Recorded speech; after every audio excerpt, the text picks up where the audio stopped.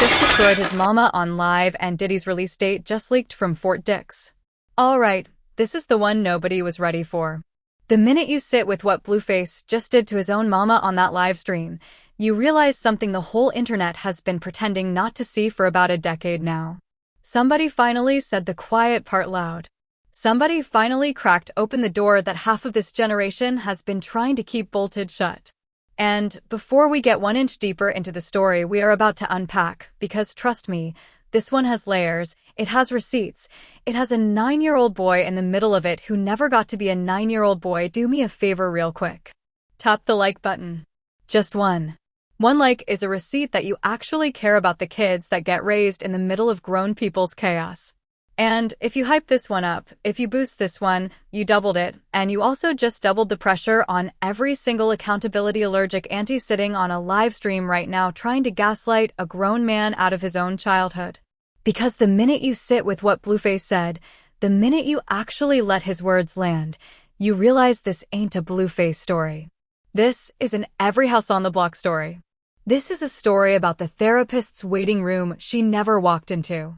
This is a story about the Mom of the Year understudy who somehow keeps getting the leading role. And Blueface just pulled the curtain back.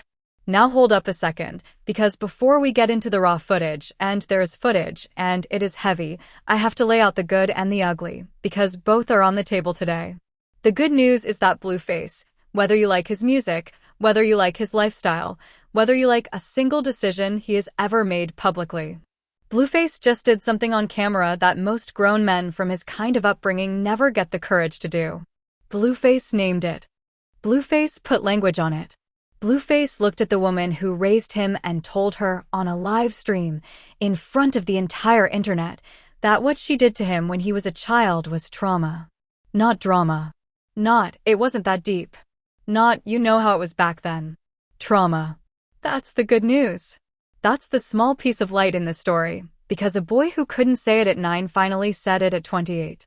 The ugly news? Well, the ugly news is who he had to say it to. And the ugly news is how she responded. Because what Karlissa Saffold did on that stream after her son told her he was traumatized, well, that response is the exact reason he was traumatized in the first place.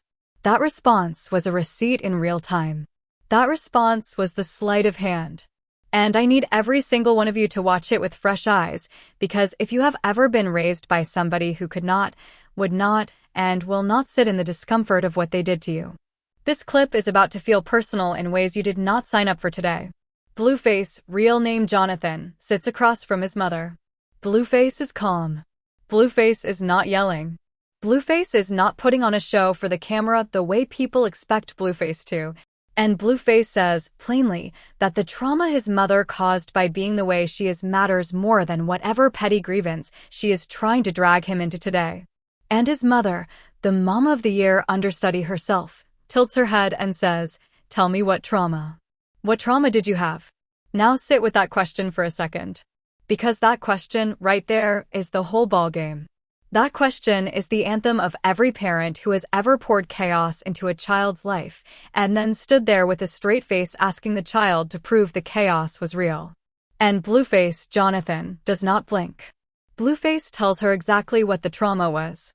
Blueface tells her that he watched her get into violent altercations with her own kids and with multiple men. Blueface tells her that he would rather have grown up in a tent than watch what he watched. Blueface tells her that at 9 years old, at 9, he was expected to jump in and fight grown men who his mother was, in his words, laying down with. 9. Let that land. A 9-year-old with the emotional job description of a bodyguard. And what does the accountability-allergic Annie do? She scoffs. She rolls her eyes at the very idea. She says, and I want you to hear this in her exact tone, "Why would I need your help?" We didn't need your help. A 9-year-old boy watching his mother in a physical altercation, and her retroactive defense, 20 years later on a live stream, is that she didn't need his help. As if the trauma was the offering of help, not the existence of the fight. As if his little body was the problem, not the war zone he was raised inside of. And Blueface, Jonathan, does the thing that every therapist in America would stand up and applaud for.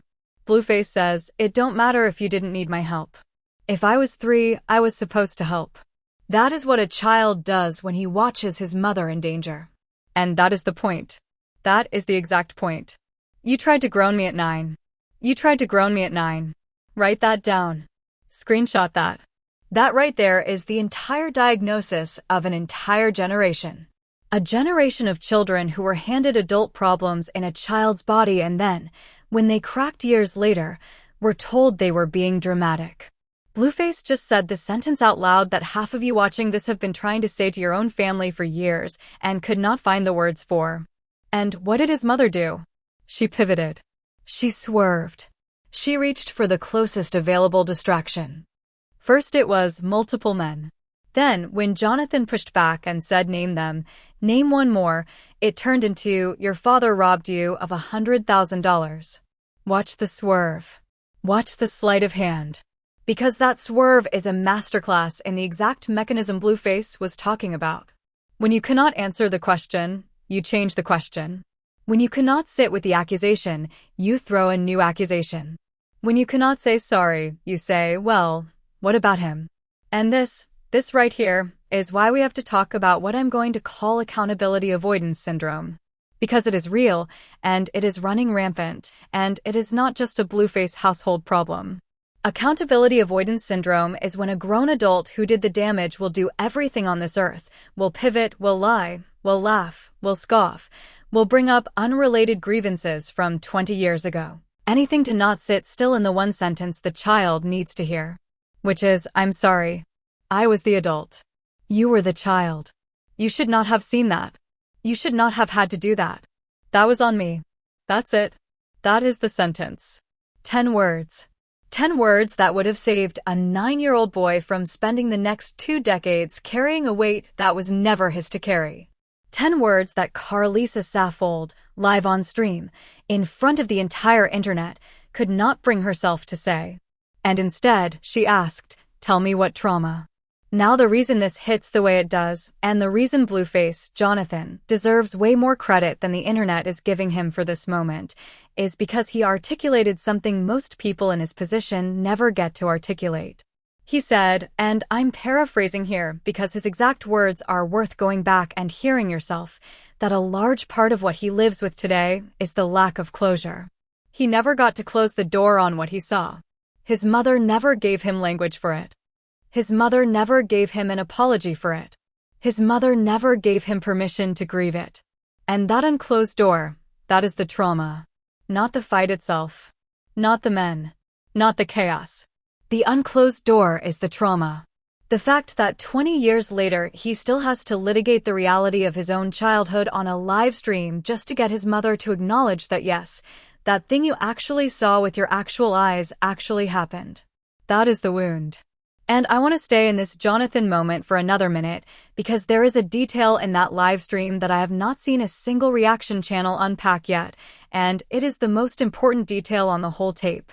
When his mother started to swerve, when she pivoted from multiple men to your father robbed you of $100,000, pay attention to what he did not do. He did not chase her down that rabbit hole. He did not take the bait.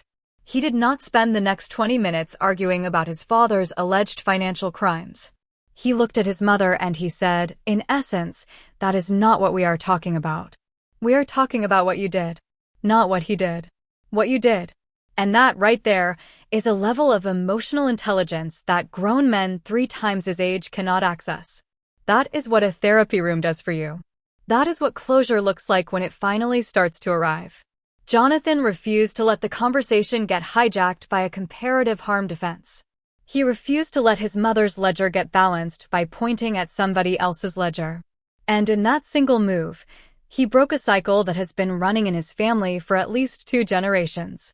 And you know what else he did on that stream that most people missed? He named her sugar daddy.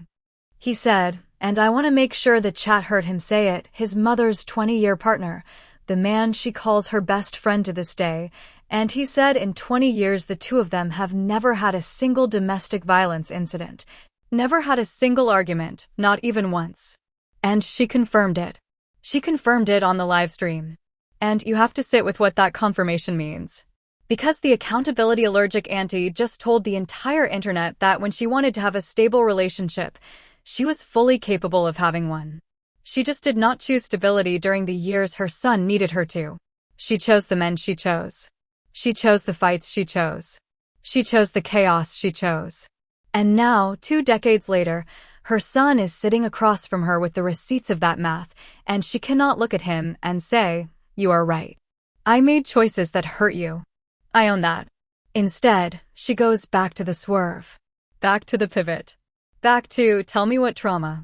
And here is where I want to zoom out, because Blueface is not the only man walking around with the ghosts of his childhood in his back pocket right now. Look at where we are in this culture. Look at who is currently sitting in federal custody. Look at who just accepted a plea deal. Look at who is about to walk back out into the world in less than a year. Because while the Blueface family is doing therapy on a live stream over in Atlanta, Peewee Longway just accepted 10 years in federal prison. 10.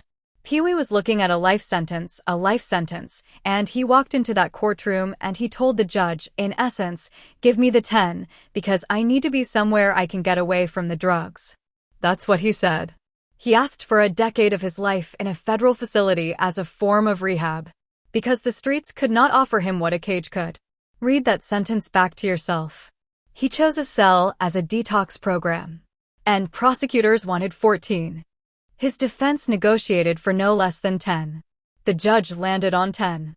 And Peewee walked into that plea deal with what a lot of people in the comments are calling relief. But here's the part that should keep you up at night. Because if Peewee thinks the 10-year bid is the escape hatch from the drugs, and if somebody on the inside introduces him to the same thing on the inside, and let's be honest with each other, that is exactly what happens on the inside, then the 10 years is not detox. The 10 years is a longer sentence with the same problem in a smaller room. And that is the real story underneath the Peewee headline. That is the real story underneath Blueface Mama swerving on a live stream. That is the real story underneath the entire cycle we are watching in real time. Nobody is closing any doors. Everybody is just moving the door to a new room. Now hold up a second, because I know some of you are already in the comments typing that Peewee should have told on the whole city while he was at it.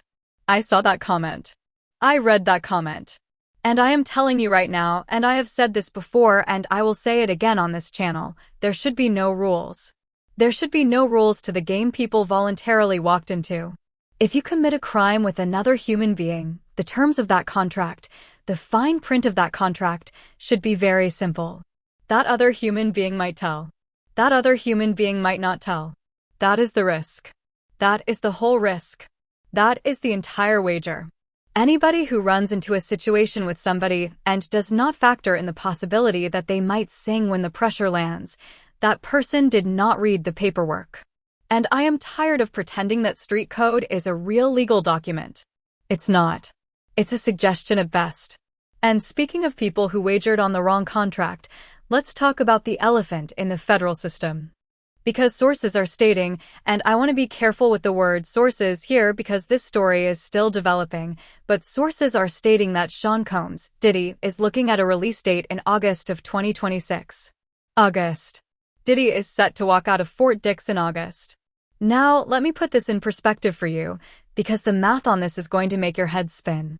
Diddy started his federal bid in September of 2024. September 16, 2024, is when the doors closed behind him. If August 2026 is real, and again, story is still developing, that is not 2 years. That is under 2 years. That is a little under 23 months for a man whose name has been attached to the level of allegation his name has been attached to. Under 2 years. And that is where a whole lot of you in this comment section right now are going to have a whole lot to say. And you should. You should have a whole lot to say. And can we talk for a second about the level of the allegations attached to Sean Combs' docket? Because we are not talking about a tax case. We are not talking about a paperwork violation. We are talking about federal charges that carried the kind of narrative that had every corner of this culture for a full year, saying that this man was never going to see daylight again. Every headline, every documentary, every ex-employee interview. The consensus in the room was that when the federal government finally moved on this case, the man was going away for a generation. And now we are hearing that August 2026 might be the walkout. Under 2 years. And listen, the man deserves whatever the legal process determined. That is not the point I am making. The point I am making is the vibe. The point I am making is the perception. The point I am making is that if you are a survivor of anything attached to that world, and you spent the last year believing the walls were closing in, and now you wake up to August 2026, how are you supposed to feel? What door is that closing for you? What door is that opening? Because right now, from where I am sitting, that door is not closing anything. That door is being propped open with a doorstop. Because think about the arithmetic here. Blueface Jonathan is out here on a live stream trying to get a single sentence of accountability from his own mother for a childhood he cannot get back, and he cannot get it. Peewee is walking into a decade of federal time hoping the walls will do what his willpower could not, and he might not get that either. And then Diddy, of all the names on the docket, is looking at a walkout date that most people do for a bar fight. Do you see the pattern? Do you see the through line? Do you see why everybody in the comments is losing their mind right now? Because none of these stories are the same on the surface, but underneath, they are the exact same story. Every single one of them is a story about accountability that never lands. A door that never closes. A ledger that never gets balanced. And this is where I want to bring it back to Blueface, because Blueface's moment on that stream is actually the most radical of the 3 stories.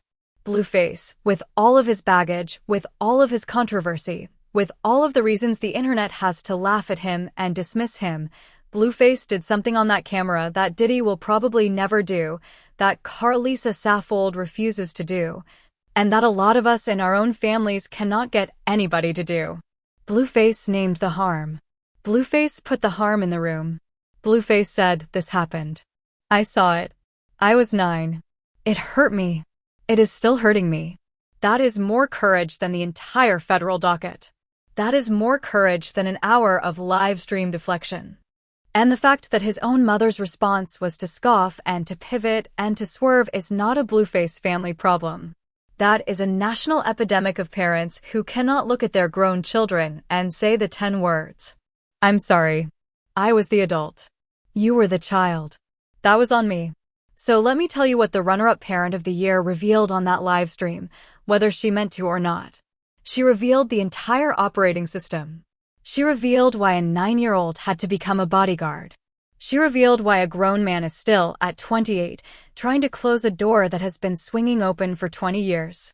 She revealed why we have 3 federal cases and a live stream family therapy session happening in the same news cycle. And she revealed it by asking one question. Tell me what trauma.